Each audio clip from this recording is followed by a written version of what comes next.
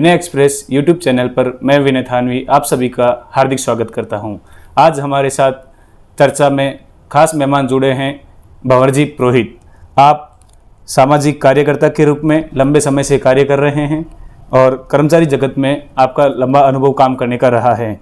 आज के दौर में मूल्य आधारित सैद्धांतिक राजनीति के रूप में आप विश्वास रखते हैं। आपका बहुत बहुत स्वागत है। आप हमें बताएं, कर्मचारी राजनीति में लंबे समय का अनुभव होने के बावजूद भी अभी देखा जा रहा है कि आप संविदा, निविदा, ठेका प्रथा के जुड़े लोगों के कर्मचारियों की राजनीति कर रहे हैं, क्या कारण है? सबसे पहले तो मैं विनय एक्सप्रेस का धन्यवाद ज्ञापित करता हूँ कि सार्वजनिक जीवन में जो अलग अलग क्षेत्रों में सेकंड लाइन के लोग काम कर रहे हैं उनको आप अपने यूट्यूब चैनल के माध्यम से अपनी बात कहने का उचित प्लेटफॉर्म दे रहे हैं, उचित बात कहने का अवसर दे रहे हैं। इसके लिए मैं विनय जी आपका हार्दिक अभिनंदन और स्वागत करता हूं। धन्यवाद सर। आपका विषय है कि भाई कर्मचारी राजनीति और आप सामाजिक क्षेत्र में काम कर रहे हैं।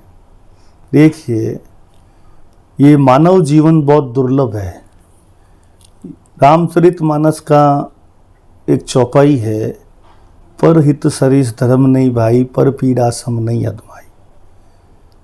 आपको मानव जीवन मिला है मनुष्य की सेवा के लिए, न्याय अन्याय की जहाँ लड़ाई है वहाँ अन्याय के खिलाफ आवाज़ उठाने के लिए।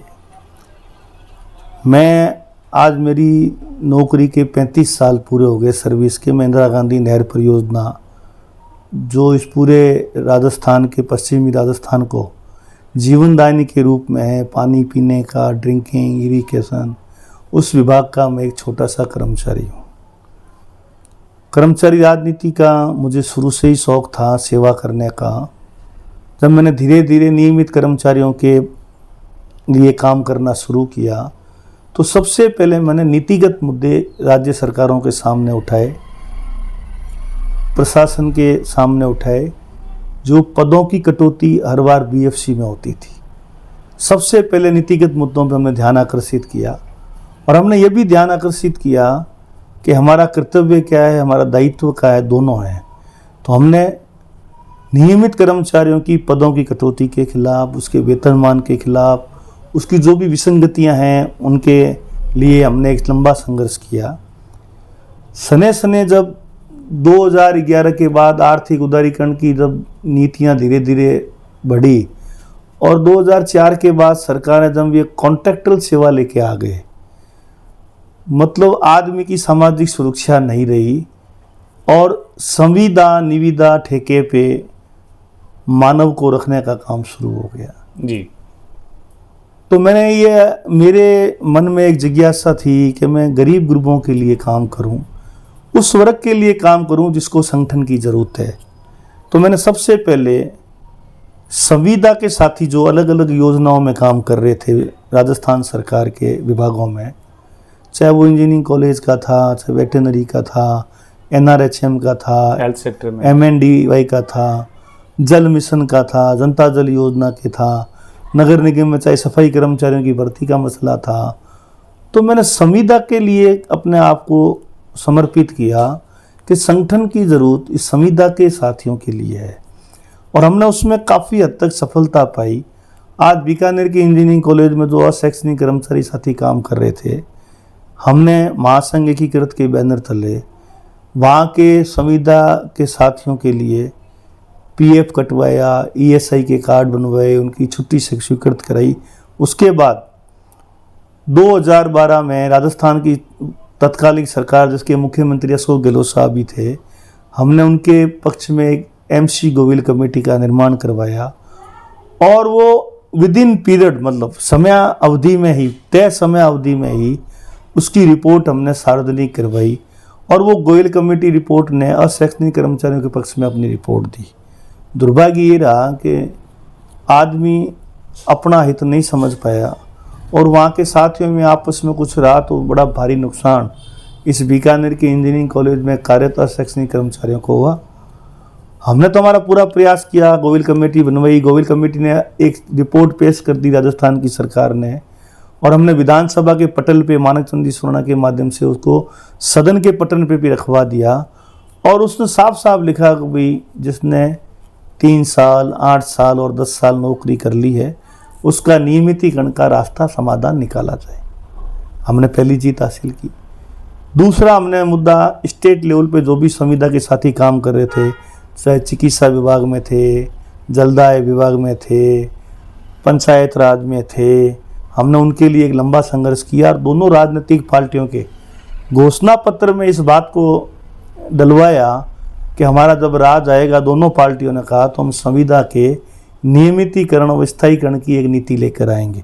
आज दुर्भाग्य की बात है, चाहे NRHM का साथी है, चाहे MNDY का साथी है, जनता दल योजना का साथी है, पंचायत राज में जो काम कर रहे हैं वो हैं, वो संविदा की नीति दोनों ही सरकारें सही तरीके से लेके नहीं आई। तो उस नौजवान का भविष्य, उसकी सामाजिक सुरक्षा आज भी अधर्म है। अभी हमने वेटरनरी विश्वविद्यालय में कार्यरत अशैक्षणिक कर्मचारियों को निकाल दिया था बीकानेर में। हमने वहाँ संघर्ष करके उनको वापस पुनः नियुक्ति कराई। माननीय मुख्यमंत्री जी ठीक आज से 1 साल पहले बीकानेर आए। भारी बरसात में हमने उनको रोका और हमने उनसे निवेदन किया कि एक छत के नीचे 3 तरीके के कर्मचारी साथी काम कर रहे हैं। एक नियमित है, एक संविदा है, एक निविदा है, एक ठेके पे है। तो आप गांधीवादी हैं, तो माननीय मुख्यमंत्री जी गांधीवादी हैं, तो उनको आज वो मुख्यमंत्री जी सामाजिक सुरक्षा की बात कर रहे हैं। आज वो OPS ला के ये संदेश पूरे देश में देना चाहते हैं कि मैंने न्यू पेंशन स्कीम को हटाया है, तो वो संविदा के बारे में स्पष्ट नीति नहीं ला पाए। आज उन्होंने गुमराह किया है उस नौजवान को, वो नीति अस्पष्ट है। रेस्को की तर्ज पर उन्होंने कॉन्ट्रेक्चुअल हायरिंग रूल लागू करने की घोषणा की है, आप क्या कहेंगे? वो तो कंपनी राज की तरह हो गया। आज आपने 4 दिन पहले अखबार में पढ़ा होगा, हेडलाइन थी कि एक ठेकेदार जो मानव सप्लाई करता है, मैन पावर, वो उसको पूरा वेतन ही नहीं दे रहा है। वो 10,000 रुपये में उसके हस्ताक्षर करवा रहा है, 6,000 दे रहा है। तो इसको ये बड़ी भारी विसंगति है जी। आप कोई नीति लाए, आपने अपने घोषणा पत्र में ये कहा कि हम स्थायीकरण की नीति लाएंगे, शायद वो नीति नहीं ला पाए। और वो संविदा के साथी जो अलग अलग योजना में काम कर रहे हैं, आज मैं बीकानेर के माननीय मंत्री BD कल्ला जी हैं, वो संविदा कमेटी के अध्यक्ष हैं। और बीकानेर के ज़्यादा संख्या संविदा निविदा पे कार्यरत है, चाहे वो इंजीनियरिंग कॉलेज है, वेटरनरी है, NRHM है, MNDY है, हेल्थ डिपार्टमेंट है जी। BD कल्ला साहब उसके लिए कोई नीति का कोई ड्राफ्ट बना के मुख्यमंत्री को दे ही नहीं पाए। और बीकानेर का नौजवान को समझना चाहिए कि हमने जिसको मत के माध्यम से जीता के भिजवाया है, हमारा मत का विश्वास उसके साथ है।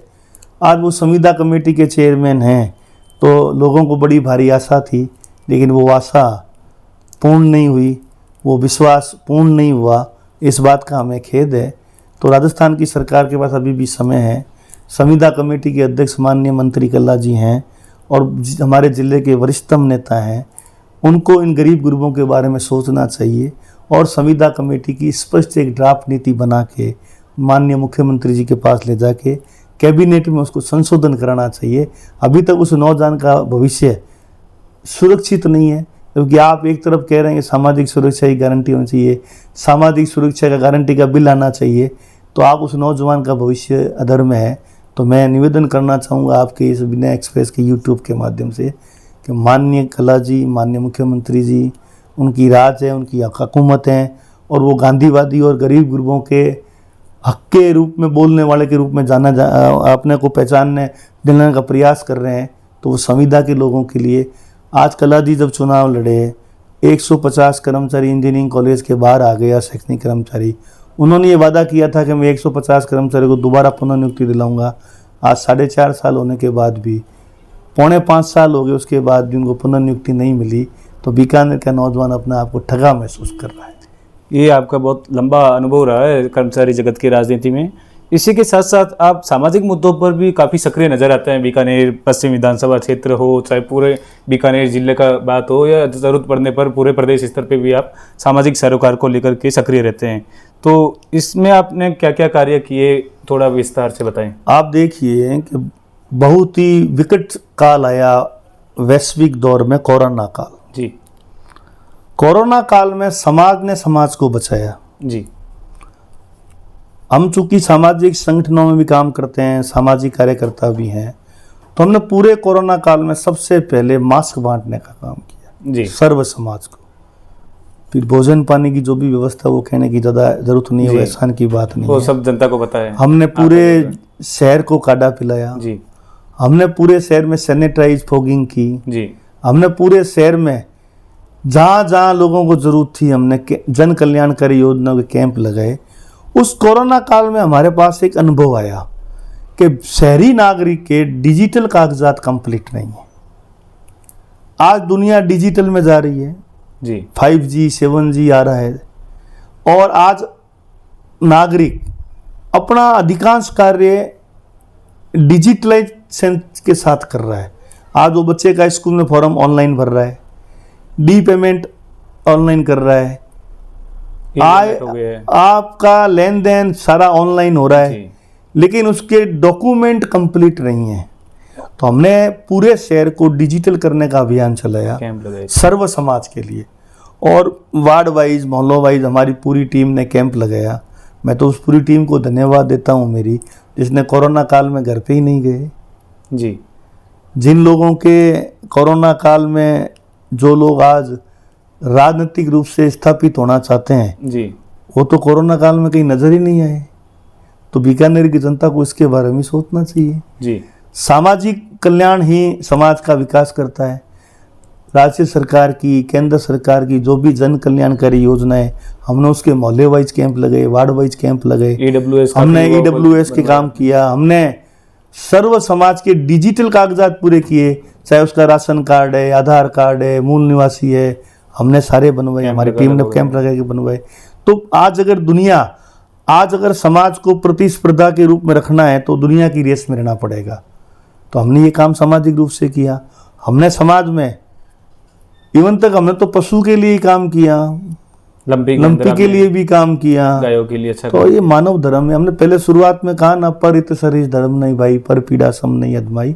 तो इंसान को सामाजिक रूप से काम कुछ करना है। मुद्दों पे आपने कई केसेस पे कानूनी सहायता भी लोगों को उपलब्ध करवाई, खुल के आप आगे आए, जबकि जो तथा कथित कह सकते हैं कि सक्षम लोग थे वो नहीं आ पाए, आपने उसमें अपने नौकरी जोखिम में डाल करके आगे बढ़े। उसके बारे में थोड़ा बताएं। कौन सा विषय? कई केसेस ऐसे हुए थे जिसमें आपने पुलिस प्रशासन से भिड़ंत की। ऐसा है कि आदमी जब सामाजिक कार्य करता है, आदमी जब एक क्षेत्र में काम करता है सार्वजनिक जीवन में, तो समाज की अपेक्षा उसके प्रति बढ़ती है। हमारे प्रति समाज का ये विश्वास है कि ये बात जो कहेंगे वो कॉन्स्टिट्यूशनल कहेंगे, मुद्दा आधारित कहेंगे, प्रशासन को झुकाने की क्षमता ये रखते हैं। तो समाज का विश्वास बढ़ा। उस समाज के विश्वास को हम आगे बढ़ाने के लिए, चाहे पुलिस प्रशासन है, जिला प्रशासन है, हेल्थ का प्रशासन है, हमने हमारे उस वर्ग की बात को मजबूती से रखा और उनके पक्ष में फैसले कराए। जी तो ये इसीलिए निश्चित है आपकी सक्रियता है और लोग काफ़ी आपको इसके बारे में जानते भी हैं और मानते भी हैं। वर्तमान राजनीति को लेकर के आपके क्या विचार हैं? क्योंकि आप कर्मचारी जगत में लंबा अनुभव रखते हैं, साथ में सामाजिक कार्यों में भी अनुभव रखते हैं। राजनीति सक्रियता तो इंसान के अंदर कहीं ना कहीं रहती है, उसमें आप क्या कहेंगे?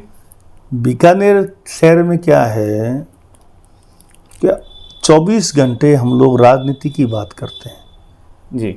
और राजनीति है क्या ये पता नहीं। बीकानेर में 1967 से लेके एक ही परिवार राज कर रहा है जी। ये बीकानेर की जनता को समझना पड़ेगा अब। और उनके आदान प्रदान राजनीति का बीकानेर में चल रहा है। आज 50 साल की राजनीति का कैरियर है इस दोनों फैमिली का। मैं नाम नहीं लेना चाहता हूँ, संकेत में आप समझिए। आज 50 साल की राजनीति में बीकानेर की प्रारंभिक शिक्षा का स्तर क्या है? बीकानेर के लोकल नागरिक को पता ही नहीं है कि उसके पास किसानी खेती नहीं है, उसके पास व्यापार की समझ नहीं है। तो प्रारंभिक शिक्षा पे भी ध्यान नहीं दिया। आर्थिक उदारीकरण का दौर आया तो वो बीकानेर का नागरिक जीवन यापन कैसे करेगा? इस बारे में बीकानेर के जो राजनीतिक नेतृत्व जिनको मिला 50 साल में, उन्होंने गंभीरता के साथ इस बीकानेर शहर का विकास नहीं किया। मैं आपको उदाहरण सहित बता रहा हूँ। जी।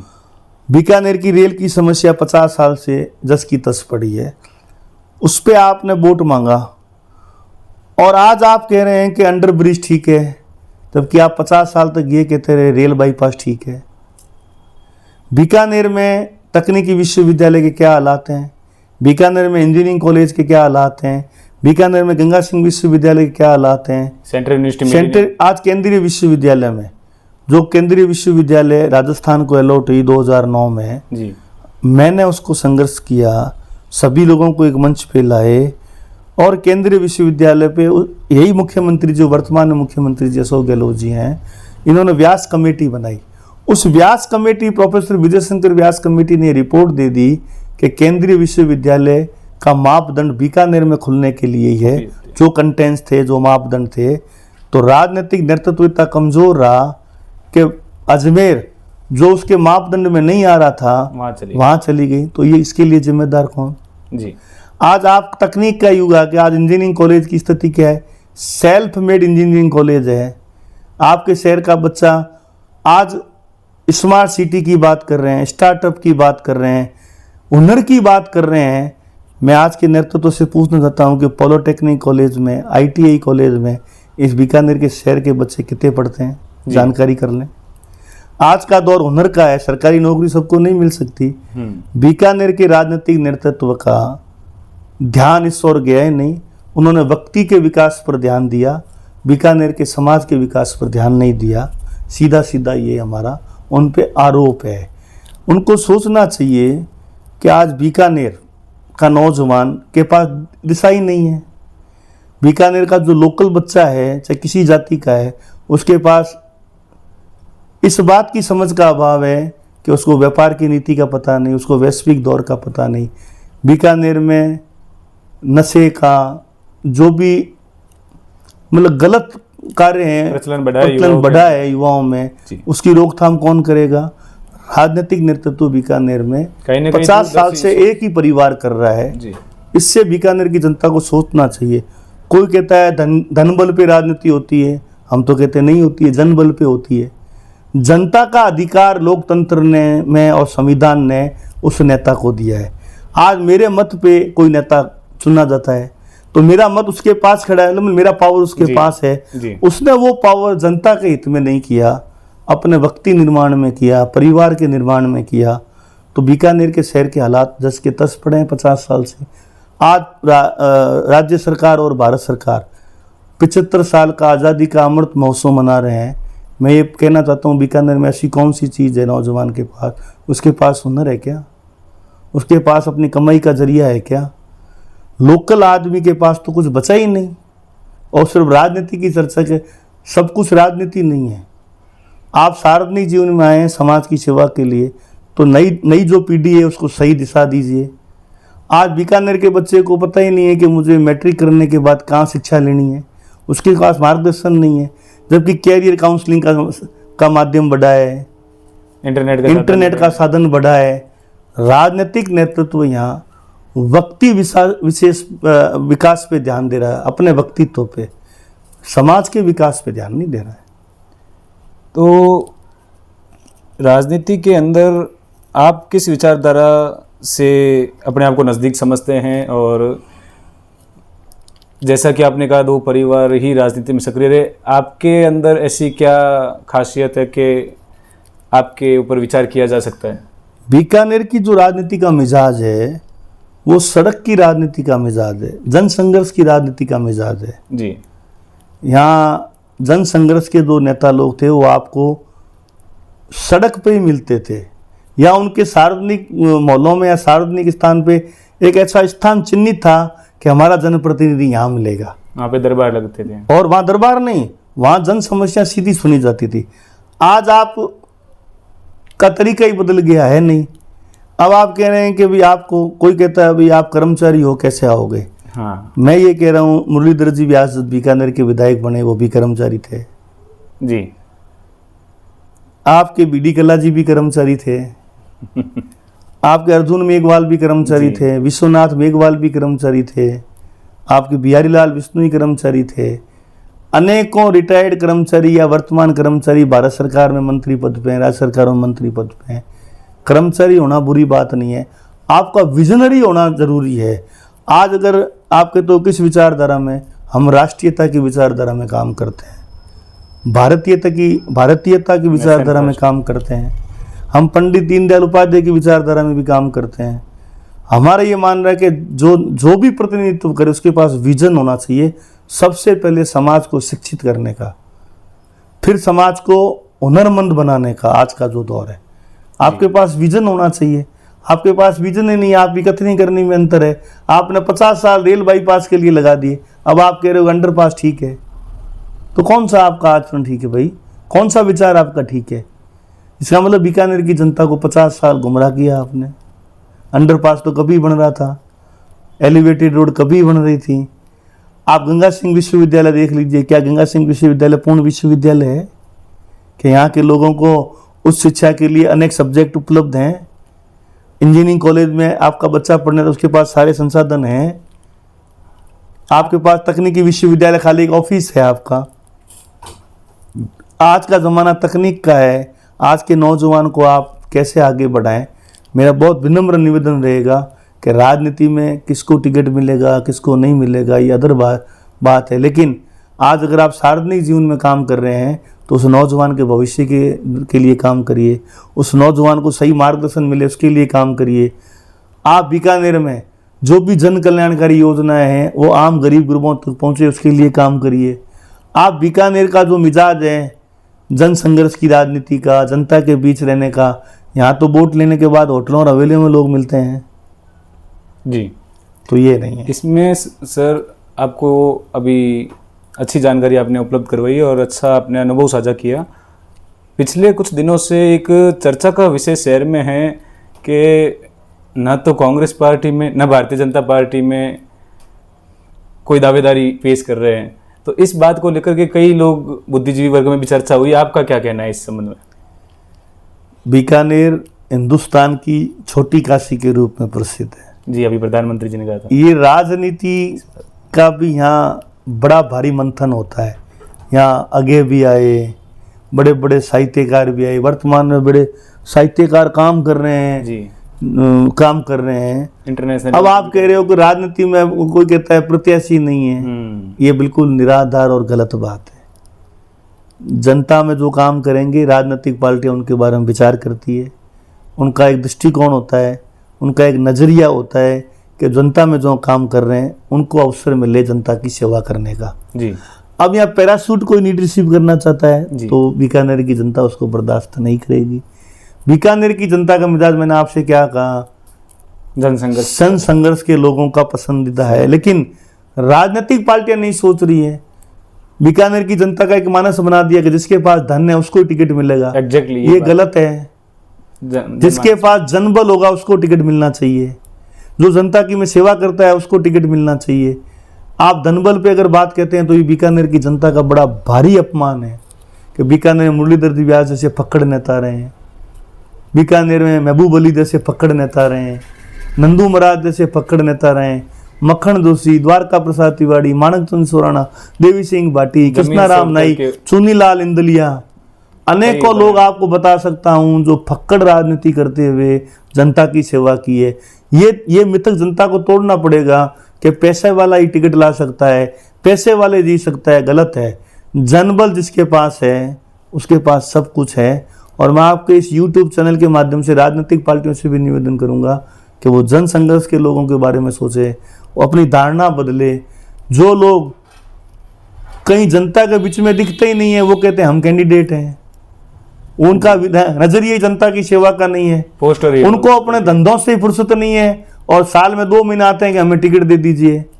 और ये धारणा जो समाज में बनाई गई है कि धनबल के आधार पर टिकट मिलते हैं, ये बिल्कुल निराधार है।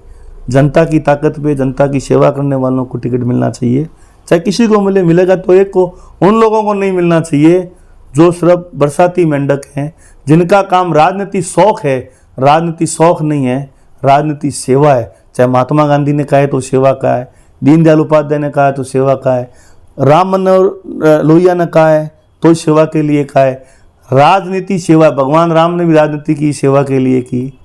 तो राजनीति सेवा का माध्यम है, शौक का माध्यम नहीं है।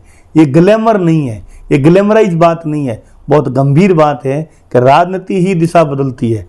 राजनीति आपको सब कुछ देती है, राजनीति सही होनी चाहिए। वो कोटेशन आप सुन लीजिए, जब समाज में अच्छे लोग बोलना बंद कर देंगे तो फिर गड़बड़ हो जाएगा। मैं बीकानेर में आपके इस चैनल के माध्यम से बीकानेर के लोगों से निवेदन करूंगा, जो 24 घंटे जनता की सेवा में रहते हैं, उनके बारे में अपनी धारणा बनाइए। ये गिरोह काम कर रहा है कि फला आदमी पैसे वाला है, टिकट ले आएगा। क्यों ले आएगा भाई? क्या बीकानेर का नागरिक इतना कमजोर हो गया? और क्या राजनीतिक पार्टियों के पास इतना सोचने का दृष्टिकोण नहीं रहा? स्थापित लोग हटने चाहिए, नई राजनीति आनी चाहिए। प्रकृति का ही नियम है। आप 50-50 साल से एक ही परिवार को वोट दे रहे हो और उनका आज तक 50 साल में, आज मुझे बताइए बीकानेर संभाग कहाँ है विकास के रूप में जी, और कहाँ कोटा संभाग है, जोधपुर संभाग है, अजमेर संभाग है। तुलना कीजिए, हर क्षेत्र में पिछड़े हुए हैं। आधा अधूरा विकास हुआ है जो समाज के लिए घातक है। विकास पूर्ण होना चाहिए। और मैं बीकानेर के आपके चैनल के माध्यम से नौजवान से अपील करूंगा, समाज के प्रबुद्ध लोगों से अपील करूंगा कि उन लोगों के बारे में धारणा मत बनाइए कि जो समाज की सेवा के लिए राजनीति नहीं करते, अपनी शौक के लिए करते हैं। राजनीति शौक का काम नहीं है। ये थे हमारे साथ भंवरजी पुरोहित। इनसे समय समय पर विभिन्न मुद्दे पर बात करते रहेंगे। आपने अपना समय दिया, बहुत बहुत धन्यवाद। धन्यवाद विनय जी।